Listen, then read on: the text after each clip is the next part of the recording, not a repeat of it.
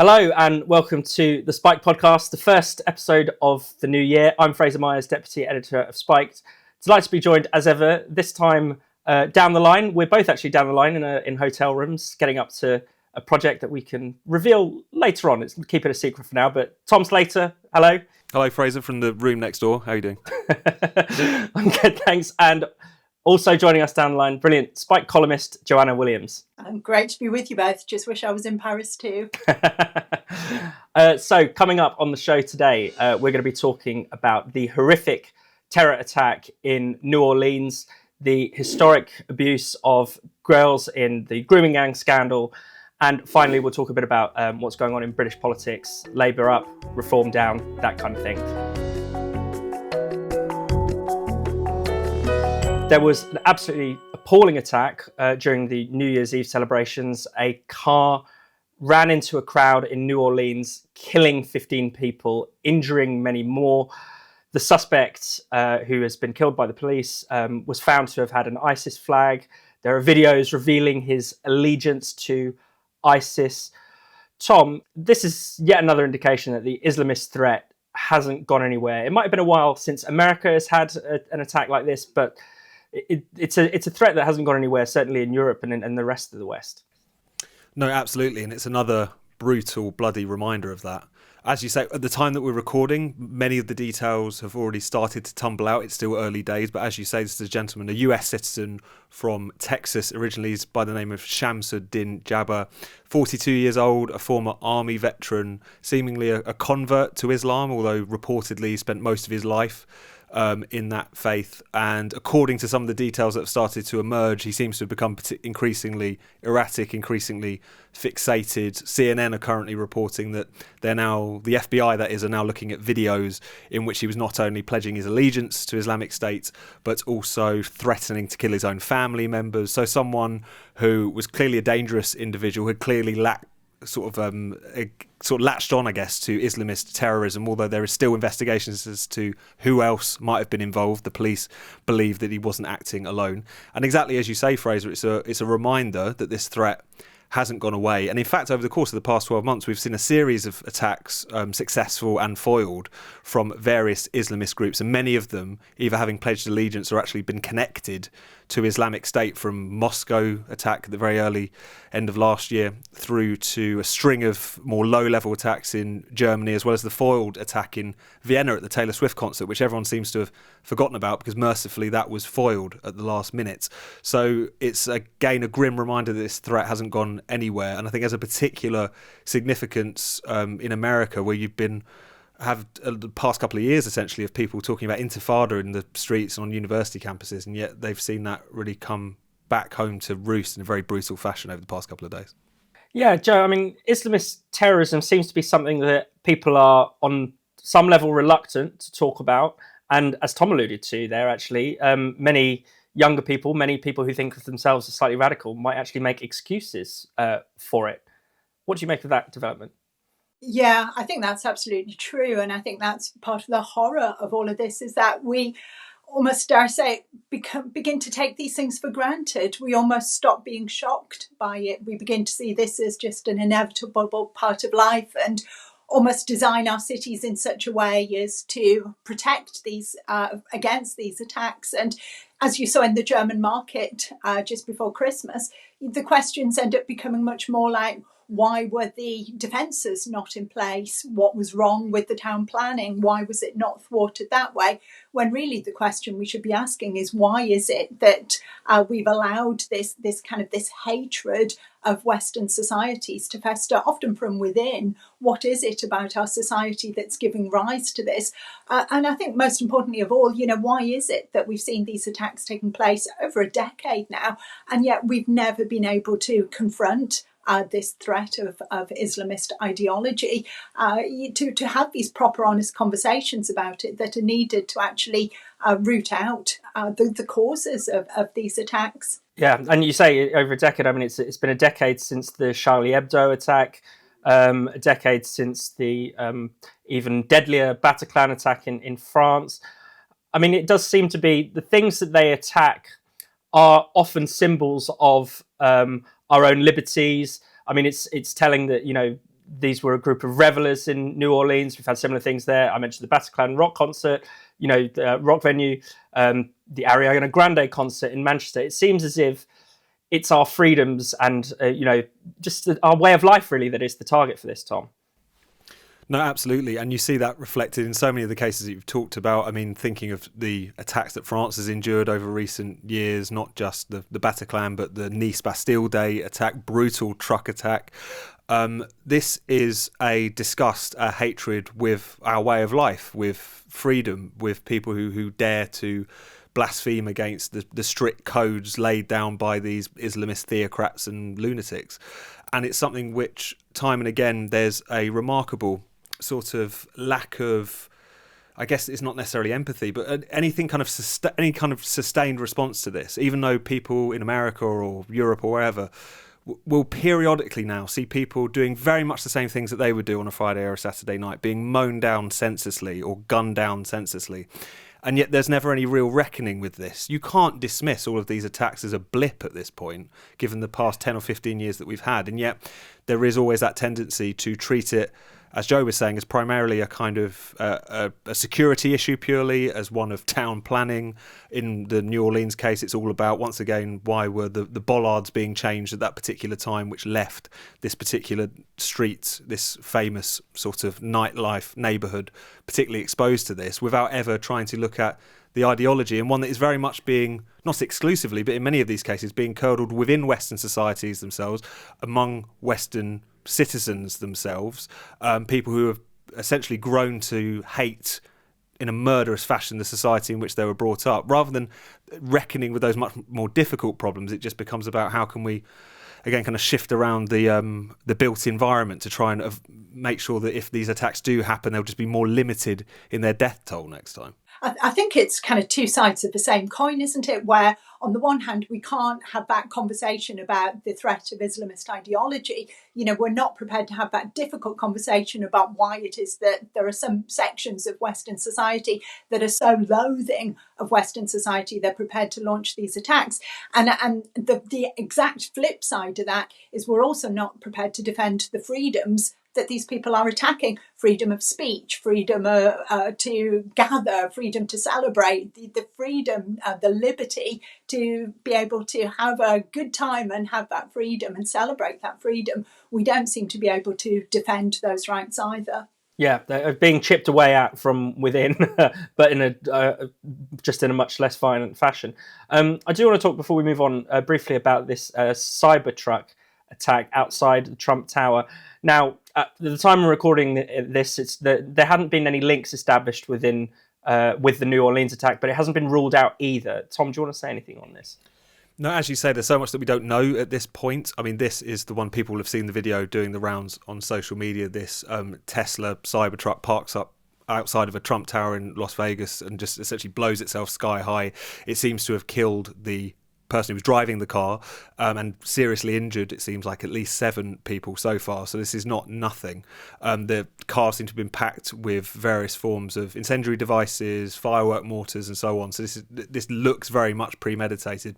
As you say, at the moment they're still looking into whether or not this is a kind of terrorist incident per se, also whether or not there'd be any links to the New Orleans attack, because there's a few details that are strangely coincidental. The fact that they both use the same truck rental app in order to get a hold of the vehicle that they used to commit their attacks. So another kind of striking coincidence there. But as you say, nothing so far that would link them directly, even if there are some strange echoes between the two of them. I mean, one thing that really worries me heading into the new year is the kind of casual way in which we come to accept acts of violence now, either terrorism or seemingly random acts of violence. It's as if we've, as a society, almost collectively lost a part of our humanity. And I do wonder, again, to go back to the campus politics that we've seen proliferate beyond universities, again, another phrase which has echoed across universities for well over a decade now is this idea that silence is violence and words are violence. And it just seems when you relativize violence to that extent that, not saying something, saying something, these are acts of violence, then when we see real acts of violence, real, most inhumane, barbaric acts that you can imagine, we lose the words to condemn and to be able to describe the barbarity that we're seeing before us, and we become almost casual about it. And I think that's truly disturbing. Definitely. And to move on to another sort of act of barbarism, sustained multiple acts of barbarism over many decades. The grooming gang scandal is back in the spotlight. The latest is that Jess Phillips, the Labour Minister for Safeguarding, it's just being reported she took the decision in October not to hold a government inquiry into the grooming gangs in Oldham. She said that the local council should hold an inquiry instead, even though the council feels that the government should step in.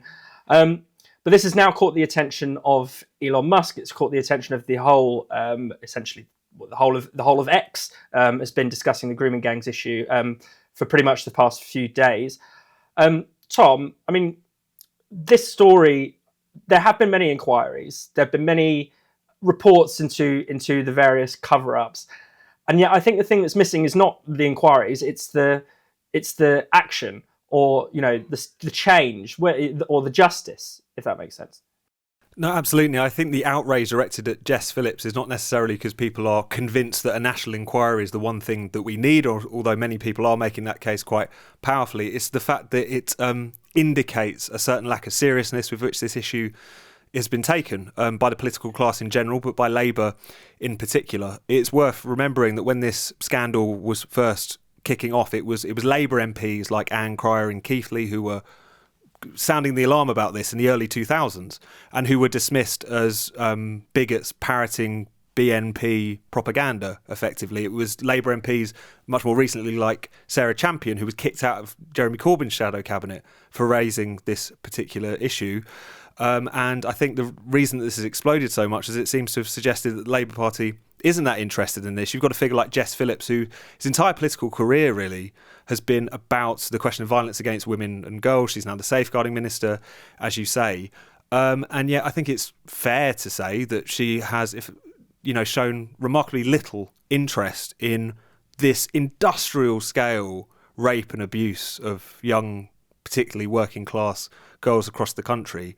And also I think she's got a bit of form for ignoring scandals like this, issues of sexual violence, when it's politically expedient to do so. I mean, I'm reminded of her comments after the Cologne sex attacks on New Year's Eve 2015, 2016. She went on Question Time and appeared to downplay it by saying that's something that you'd see in Birmingham Broad Street every Friday or a Saturday night. Referred to the widespread reported sexual harassment, even rape of women by predominantly migrants, as akin to being heckled on the street.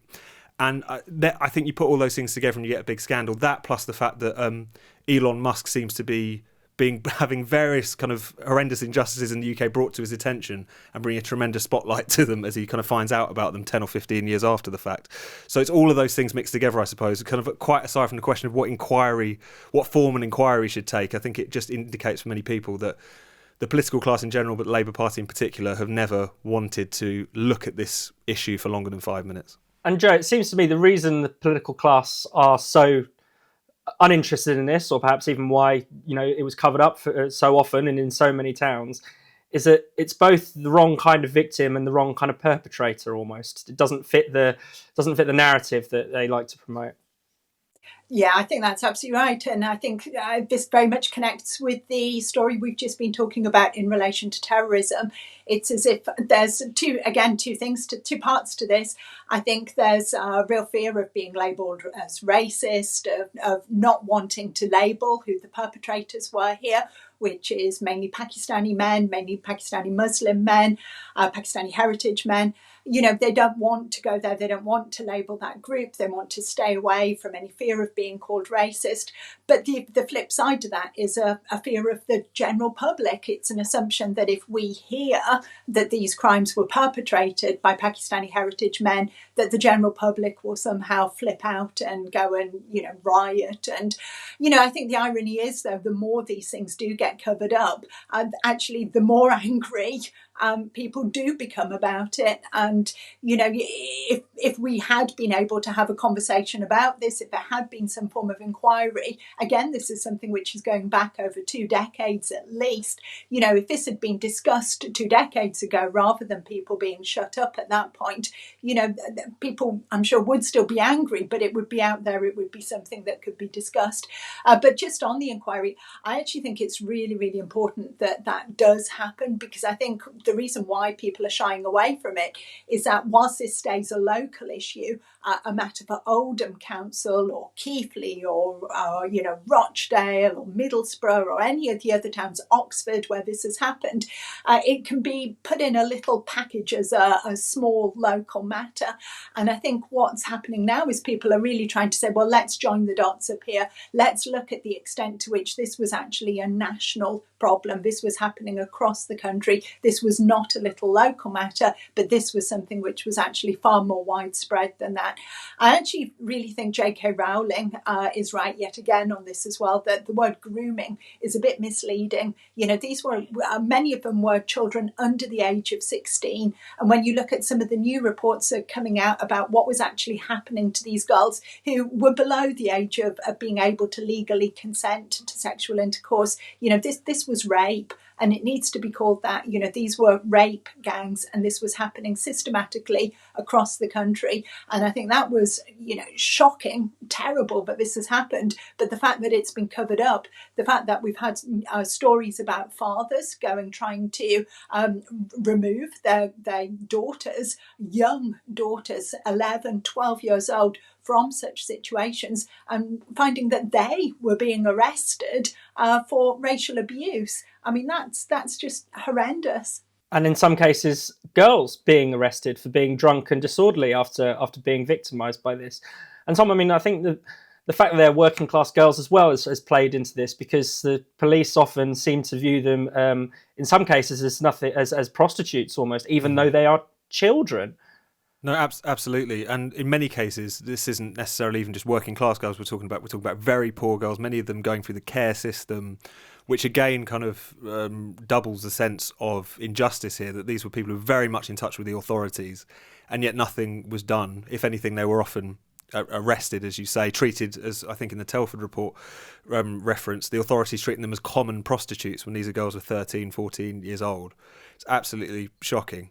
The one thing that I'm, not to sound too cynical or pessimistic, is you almost feel like whatever happens next in terms of an inquiry or another set of investigations, that unless we change something about how we talk about this, and unless the political parties are sufficiently incentivised and pushed to do something about it, it will probably be another kind of talking shop in which we're told lessons will be learned and then nothing really will happen.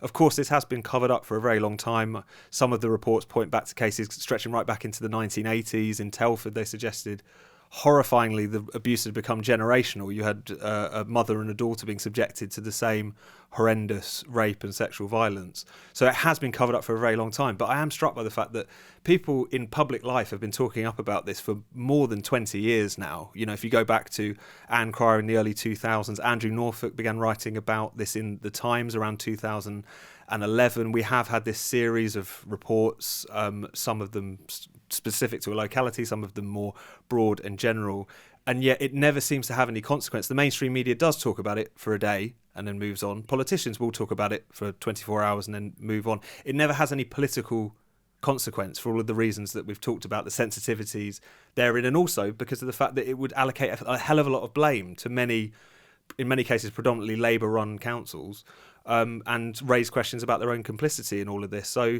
until that changes, until there is more courage, more bravery, more genuine accountability, whatever inquiry takes place, you fear it will end up like all the other ones, kind of just gathering dust on the shelf rather than anything actually happening as a consequence.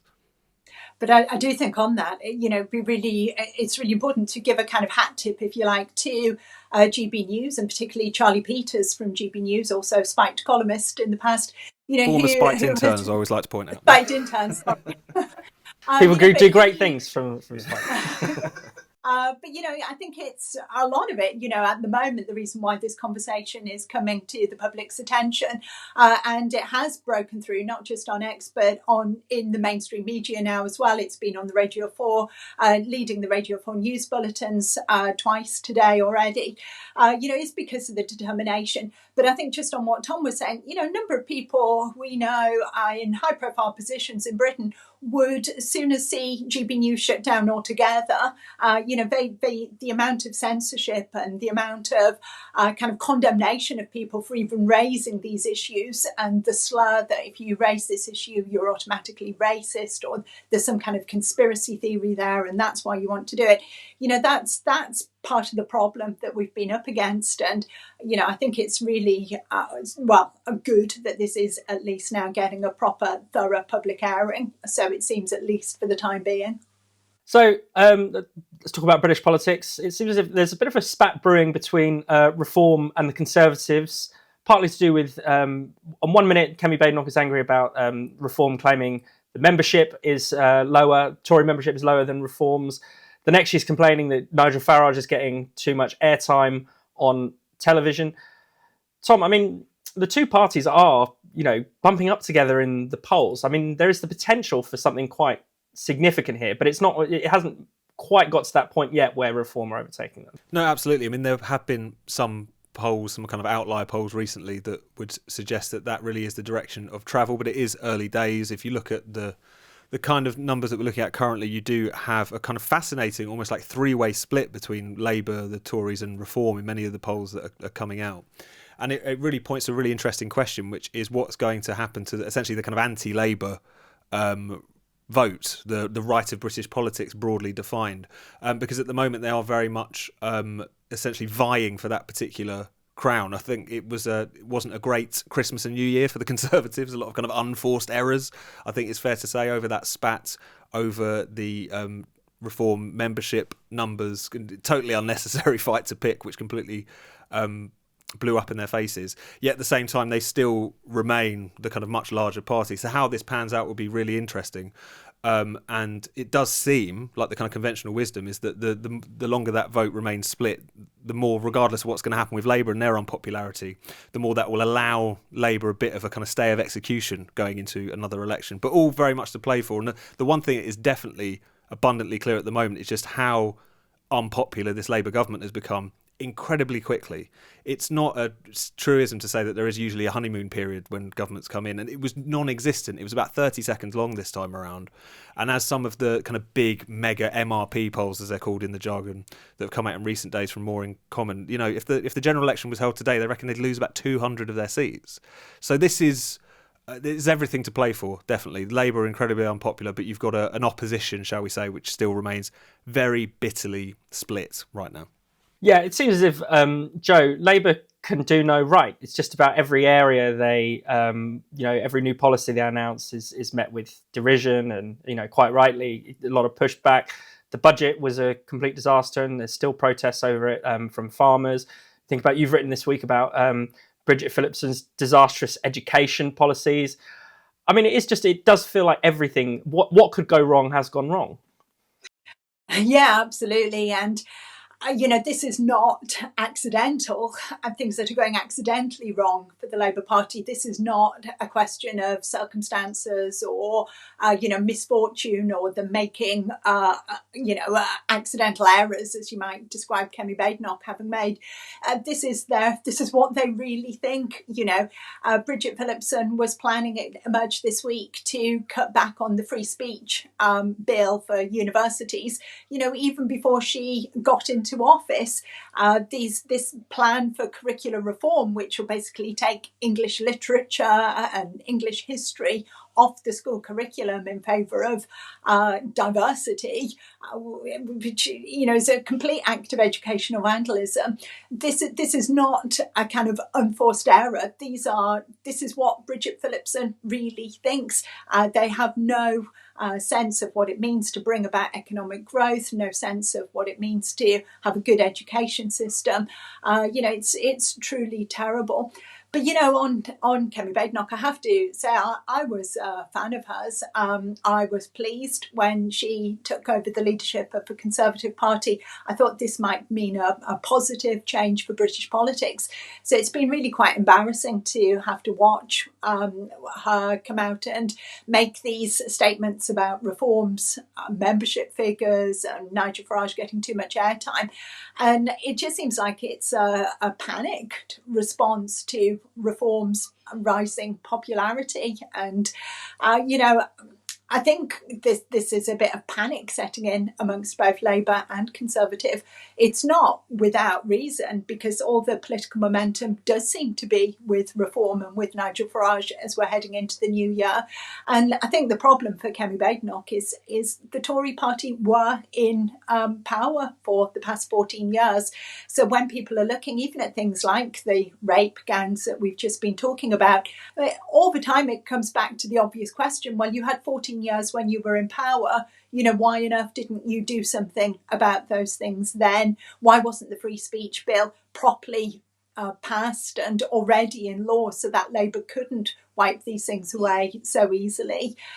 So I think, you know, as sympathetic as I might wish to be regarding Kemi Badenoch, you know, it's very hard to see how she can make a proper steer of this. It really does seem to me like the Conservative Party is just going to collapse. And yeah, it's as if the unravelling of the Labour government has also made people forget or have short memories of how bad the previous Conservative administration really was, and how, you know, sort of unmoored and pointless it was, particularly in the Rishi Sunak years.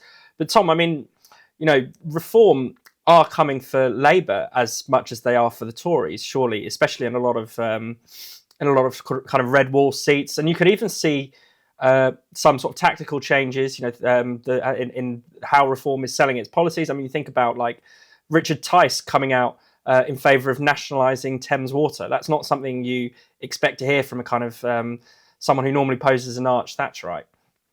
No, absolutely. And you can tell that they've probably got the red wall in mind with some of these announcements, with some of the ways that they're trying to present themselves. Now, you are right to say, I think they came second in about 98 constituencies, and it's something like 89 of those are Labour seats. And if you look at how the polls are looking at the moment, you could be projected to really have a kind of string of Portillo moments at the next election, with Labour cabinet ministers falling, they're losing their seats to Reform MPs potentially.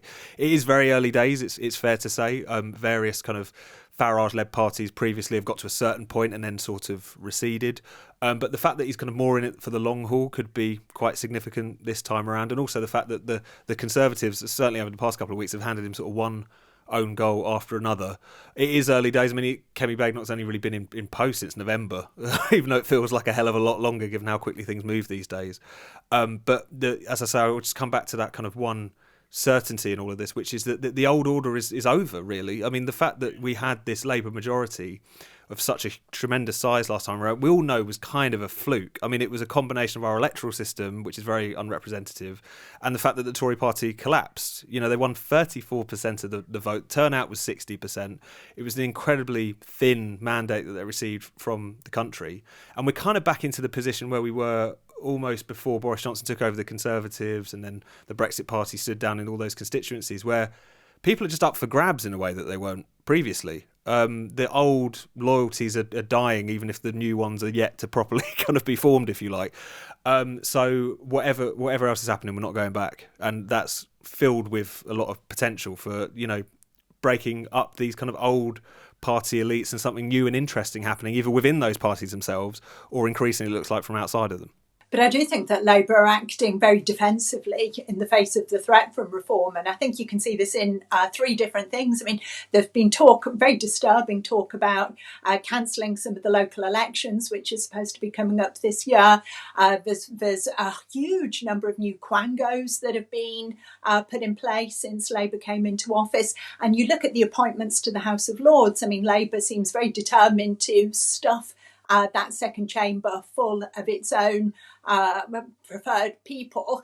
And my worry is that in acting defensively to thwart a threat from reform, they're stifling democracy, the democratic processes that we have, and they're trying to put in place things which, could make sure that the blob or the establishment view of the world, if you like, continues, even if reform were to have more of an electoral success, which, I really hope they do have. Thank you so much for watching the Spiked podcast. We'll be back next Friday. If you hit subscribe and click the bell, you'll never miss an episode. And in the meantime, why not check out all of Spiked's other videos and podcasts on this channel? And for more Spiked content, find us at spiked-online.com.